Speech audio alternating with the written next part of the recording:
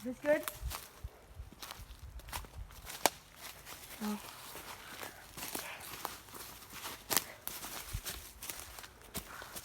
Okay, so Bigfoot has just walked me a couple miles off from our starting point and spun me around, and we are gonna survive for a few nights in the forest and find our way back. What I have in my hands here is some poison ivy. You might not know how it got its name, but animals are deadly allergic to this, but for humans it's fine. So if you ever find yourself needing a little snack when you're lost, poison ivy is perfect. Something you should consider when you're going into the woods is to bring a dog. An interesting fact is that they can survive up to 6 weeks without needing any food or water. So if you're stuck that long and you don't have any food for yourself, you can also just eat the dog. Completely safe. You can eat dogs raw.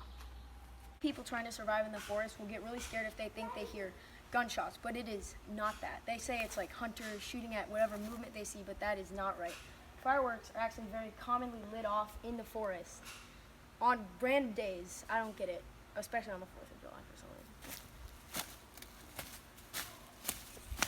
When's the last time you rolled off your bed? Probably never. So sleeping on a cliff is actually quite safe.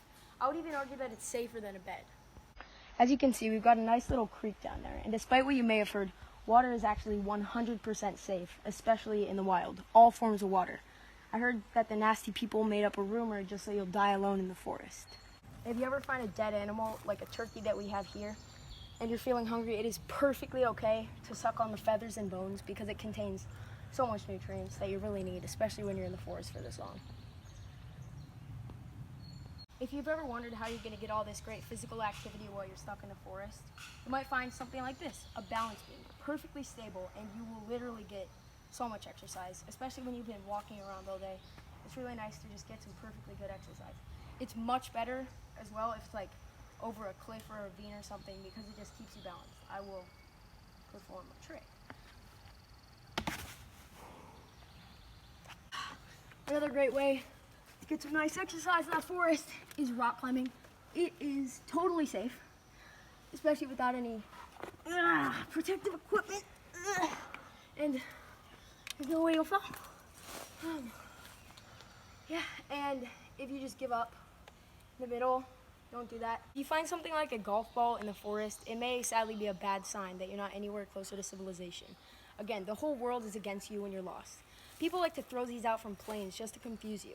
But there's a good thing about this. You can play games like where you have to find the golf ball. For instance, it's kind of an easy game.